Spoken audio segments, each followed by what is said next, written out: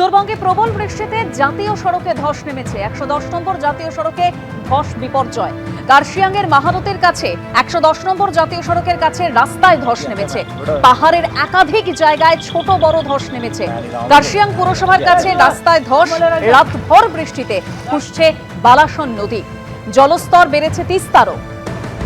কার্শিয়াংয়ের দুধিয়ায় ভেঙে গেছে অস্থায়ী সেতু ভেঙে পড়ায় আপাতত যোগাযোগ বিচ্ছিন্ন হয়ে গিয়েছে শিলিগুড়ি আর মিরিকে।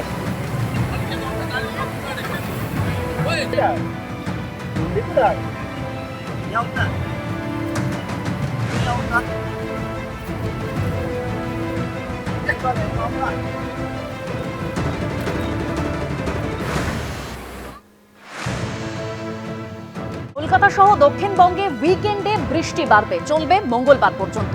কাল থেকে মঙ্গলবার পর্যন্ত দক্ষিণবঙ্গ জুড়ে বৃষ্টির পরিমাণ বাড়বে বলেই আবহাওয়া দপ্তরের পূর্বাভাস। তুমুল বৃষ্টিতে বিপর্যস্ত উত্তরবঙ্গের সমতল ও পাহাড়। দার্জিলিং, কালিম্পং, আলিপুরদুয়ারে ভারী বৃষ্টির পূর্বাভাস রয়েছে।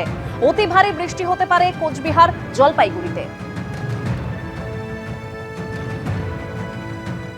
দক্ষিণবঙ্গে তো ভারী বৃষ্টিপাত এবং বজ্রপাতের সতর্কতা রয়েছে। তার সঙ্গে দমকা হওয়া 40-50। দমকা হওয়ার থেকে এখন সব থেকে বেশি ইম্পর্টেন্ট হচ্ছে বজ্রপাত, অতি ভারী, এবং পার্শ্ববর্তী জেলা যেগুলো হচ্ছে কলকাতা, উত্তর দক্ষিণ চব্বিশ পরগনা, পূর্ব বর্ধমান, পশ্চিম মেদিনীপুর, পূর্ব মেদিনীপুর, এই জেলাগুলোতে ভারী বৃষ্টিপাতের সতর্কতা রয়েছে।